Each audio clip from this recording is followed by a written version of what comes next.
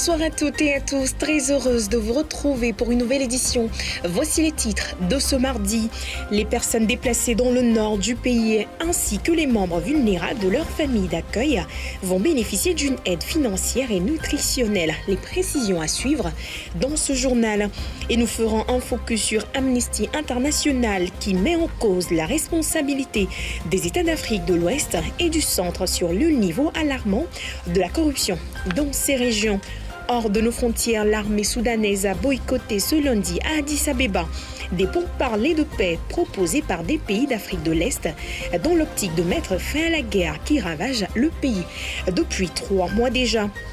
Et puis ce lundi, 86 migrants venus des pays d'Afrique subsaharienne ont été secourus à bord d'une embarcation large de l'archipel des Canaries. On y revient dans quelques instants. Voici pour le sommaire. Vous êtes sur la 7 et nous sommes ensemble pour 24 minutes d'actualité.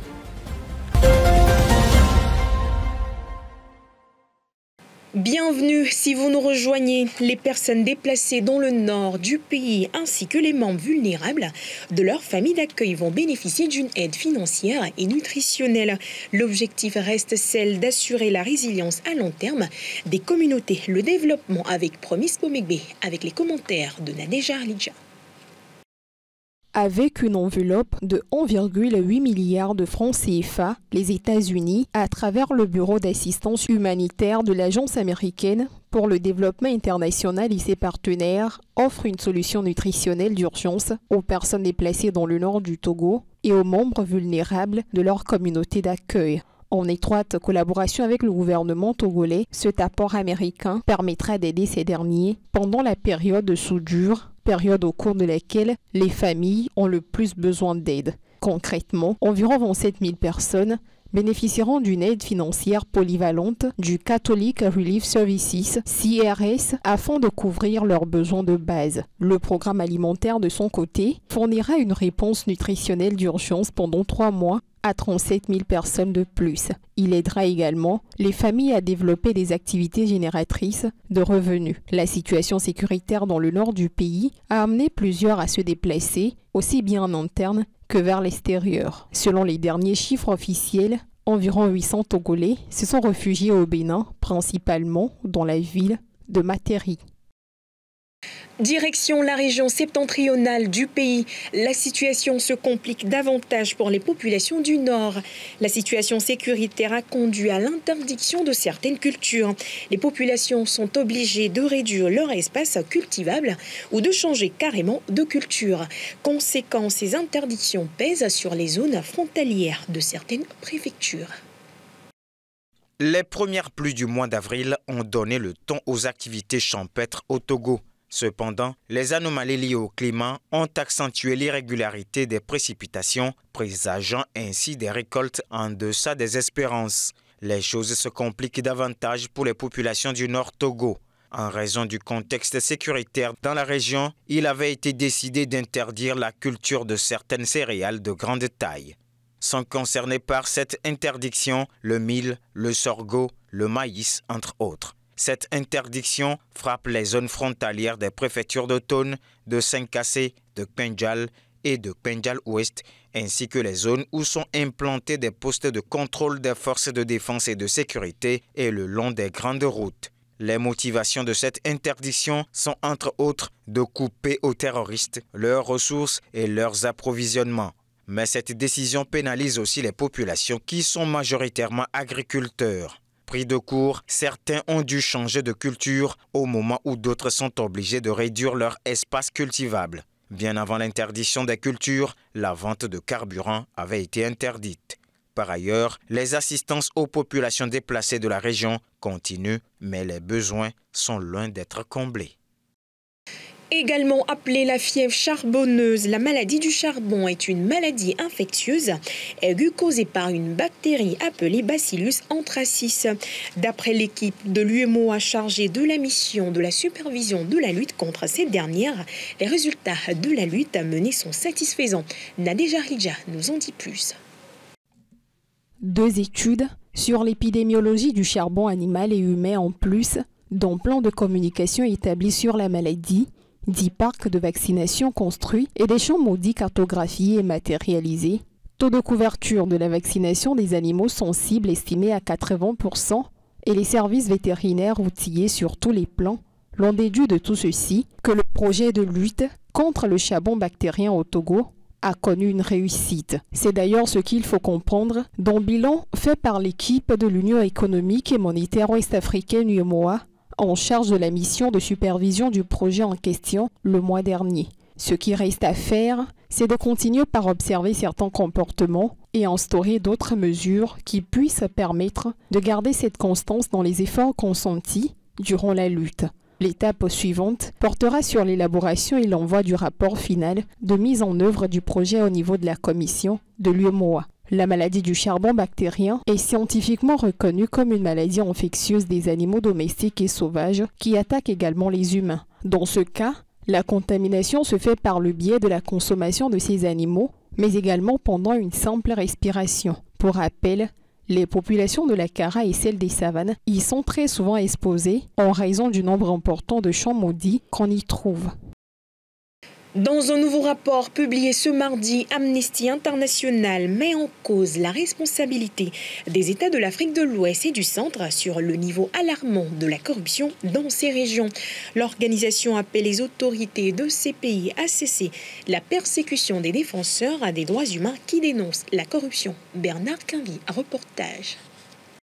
La corruption est le principal obstacle au développement économique et social dans le monde et en Afrique en particulier. En ce jour du 11 juillet qui marque la journée africaine de lutte contre la corruption, Amnesty International sort un nouveau rapport pour l'Afrique de l'Ouest et du Centre. En effet, le rapport qui couvre l'année 2018 à nos jours documente des cas de répression de défenseurs des droits humains et des acteurs qui luttent contre la corruption et des faits de corruption dans 19 pays. Selon le rapport, il est signalé que les défenseurs des droits humains qui combattent la corruption risquent des arrestations, des harcèlements, des placements en détention et de lourdes amendes, surtout au Niger, au Togo et au Cameroun. Quant à la Côte d'Ivoire et le Mali, ils ont adopté des lois sur la protection des défenseurs des droits humains. Seul le Ghana possède une législation visant spécifiquement à protéger les lanceurs et lanceuses d'alerte. Rappelons que le rapport a présenté 31 cas de répression à l'encontre des défenseurs des droits humains luttant contre la corruption. Dans 7 cas sur 10, les foyers sans eau à domicile s'en remettent aux femmes et aux filles pour la collecte de l'eau, les exposant ainsi à différents dangers. C'est ce que révèle un rapport de l'UNICEF et de l'OMS publié ce 6 juillet. Les précisions d'Aaron Mansanto. Plus souvent chargées de la collecte de l'eau dans les foyers, les femmes et les filles sont les plus impactées par la crise de l'eau qui a lieu actuellement dans le monde. C'est ce qu'indique un rapport publié le 6 juillet par l'UNICEF et l'OMS, intitulé « Progrès en matière d'eau, d'assainissement et d'hygiène des ménages 2020-2022, gros plan sur le genre ». Ce rapport fournit une analyse approfondie des inégalités de genre sur les questions de l'eau, de l'assainissement et de l'hygiène. Selon ce dernier, la crise affecte les femmes sur différents points. Tout d'abord, le rapport explique qu'1,8 milliard de personnes dans le monde vivent dans des ménages qui ne disposent pas de points d'eau à domicile.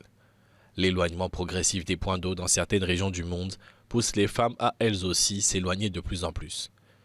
L'allongement du temps de trajet entraîne une réduction du temps accordé aux études et au travail. Ensuite, l'absence de points d'eau à domicile entraîne une difficulté d'accès aux services d'hygiène. Dans un contexte où plus d'1 demi-milliard de personnes partagent leur installation d'assainissement avec d'autres ménages, le rapport révèle que selon des enquêtes récentes menées dans 22 pays, les femmes et les filles de ces ménages sont plus susceptibles de sentir une forme d'insécurité en s'y rendant seules la nuit. De plus, elles sont beaucoup plus exposées au risque d'agression. En conclusion, il est nécessaire, selon le rapport, de poursuivre les efforts entrepris pour faire en sorte que les progrès réalisés en matière d'eau, d'assainissement et d'hygiène contribuent à l'égalité entre les genres. L'actualité internationale à présent, alors que les Nations Unies célèbrent la journée mondiale de la population, le continent africain connaît une croissance démographique toujours forte. Cette croissance est portée par les pays comme l'Éthiopie et le Nigeria. Les précisions dans ce reportage. Alors que les Nations Unies s'apprêtent à célébrer la Journée mondiale de la population ce 11 juillet, certaines régions du monde connaissent une croissance démographique toujours forte, notamment en Afrique subsaharienne, avec l'exemple du Nigeria, véritable bombe à retardement démographique, ou encore de l'Éthiopie. Exception mondiale, l'Afrique est un continent très jeune selon les chiffres des Nations Unies. 70% of Africans are under the age of 30. 70% des Africains ont moins de 30 ans, et ce, alors que de nombreuses nations développées connaissent un vieillissement rapide de leur population. Les chiffres de la démographie donnent le vertige. De 800 millions en 2000, le nombre d'Africains devrait passer à 4,5 milliards en 2100 selon les projections des Nations Unies. Mais certains facteurs pourraient jouer en faveur des habitants du continent. La croissance démographique s'explique bien sûr en partie par l'amélioration du niveau et de l'accès à la santé publique. Cela a entraîné une baisse de la mortalité infantile. En soi, c'est une bonne nouvelle. L'autre bonne nouvelle, c'est qu'en ayant une population jeune, la plupart des pays africains n'ont pas à supporter le fardeau d'une population âgée, plus importante et dépendante des impôts et des pensions, ce qui peut également peser sur l'économie. Cette jeunesse africaine devra grandir dans un environnement que le dérèglement climatique et l'urbanisation ne cessent de dégrader. Mais selon les experts du programme Afrique de Chatham House, la croissance démographique et les possibilités d'innovation et d'adoption des technologies vont permettre à l'Afrique de se préparer à cela. Il y a beaucoup de dynamisme sur le continent, beaucoup d'innovation, des jeunes qui travaillent dans la technologie et qui réfléchissent à des solutions climatiques judicieuses, des solutions ingénieuses. Le Nigeria, le Ghana et le Kenya proposent des projets passionnants. Les jeunes réagissent et réfléchissent aux problèmes liés au climat et à la manière dont ils peuvent être atténués grâce à l'innovation et à l'anticipation. Et ce, bien plus rapidement que la génération précédente et que les anciens qui sont encore au pouvoir à l'heure actuelle. Le programme des Nations Unies pour le développement a choisi le 11 juillet pour attirer l'attention sur l'urgence des problèmes démographiques du monde. Le thème de cette année sera axé sur les moyens de faire progresser l'égalité des genres. Et puis l'armée soudanaise a boycotté ce lundi à Addis Abeba des pourparlers de paix proposés par des pays d'Afrique de l'Est dans l'optique de mettre fin à la guerre qui ravage le pays depuis plus de 3 mois. Selon l'ONU, le Soudan est désormais au bord d'une guerre civile totale, potentiellement déstabilisatrice pour toute la région. Le point. L'armée soudanaise a boycotté les pourparlers de paix proposés par les pays de l'IGAD qui se tenaient lundi à Addis Abeba. La délégation du gouvernement soudanais était pourtant arrivée dans la capitale éthiopienne, mais a exigé que la présidence du groupe des 4 soit assurée par un autre chef d'État. Khartoum soupçonne William Ruto de prendre fait et cause pour les forces de soutien rapide. Dans son communiqué final, l'IGAD a qualifié de regrettable l'absence des forces armées soudanaises. Nous savons que les dirigeants politiques présents à cette réunion ne sont en aucun cas représentatifs des groupes. Mais nous croyons qu'un processus ouvert, un processus inclusif, amènera tous les acteurs politiques, les groupes civils, les groupes de la société civile à faire partie de ce grand effort. À la table des négociations, le chef des forces de soutien rapide s'était fait représenter par son conseiller politique. Les pays de l'IGAD ont de nouveau appelé les belligérants soudanais à signer un cessez-le-feu inconditionnel. Les parties au violent conflit devront faire taire les armes et mettre en place immédiatement un cessez-le-feu inconditionnel et indéfini. L'IGAD réclame un sommet pour étudier un possible déploiement de la force est-africaine encore en attente au Soudan pour protéger les civils et garantir l'accès humanitaire. Une force déjà critiquée dans les rangs de l'armée soudanaise. Venons-en aux îles Canaries. La route migratoire de l'Atlantique est l'une des plus meurtrières au monde et est généralement empruntée par les migrants d'Afrique subsaharienne. Ce lundi, 86 migrants venus d'Afrique subsaharienne ont été secourus à bord d'une embarcation au large de l'archipel des Canaries. Il s'agit de 80 hommes et de 6 femmes. 80 hommes et 6 femmes. Après un périple de plusieurs jours en mer, ces migrants ont été secourus au large des îles Canaries. Selon une ONG espagnole, il pourrait s'agir d'une embarcation partie le 27 juin de Kafountine au sud du Sénégal et qui était recherchée par les gardes-côtes espagnols. 2 autres bateaux avec une centaine de migrants à bord et partis eux aussi du Sénégal le 23 juin sont également recherchés. Pour les migrants clandestins, le sud du Sénégal est l'un des points de départ vers l'Europe et l'Espagne est l'une des principales portes d'entrée. À cause du durcissement des contrôles en Méditerranée, depuis quelques années, la route migratoire vers les Canaries est de plus en plus empruntée. Pourtant, la traversée y est particulièrement dangereuse et les naufrages sont fréquents. Et dans le reste de l'actualité, une vingtaine de policiers ont été blessés dans des affrontements en marge d'un festival érythréen de culture à Guessena, a indiqué la police locale. Quelques 22 membres des forces d'intervention ont été blessés, notamment par des jets de pierre. Retour sur les faits. Le gouvernement allemand a condamné lundi les affrontements violents qui ont eu lieu lors du festival de culture érythréenne ce week-end. 26 policiers ont été blessés, victimes de jets de pierre, entre autres, lors de l'événement controversé organisé à Gießen, au nord de Francfort. Environ 130 personnes ont été interpellées et quelques 125 procédures pénales ont été engagées. L'Erythrea Festival est controversé au sein de la communauté érythréenne, les opposants accusant les organisateurs d'être proches du régime autoritaire du pays et de faire, à travers cette manifestation qui existe depuis 2011, la propagande du pouvoir en place. Par crainte de débordement, la ville allemande de Gießen avait demandé à la justice administrative d'interdire le festival, sans succès. Après les incidents, des élus locaux ont demandé au gouvernement d'Olaf Scholz de convoquer les représentants érythréens dans le pays. L'Érythrée ne dispose pas d'ambassadeur en Allemagne depuis 9 ans.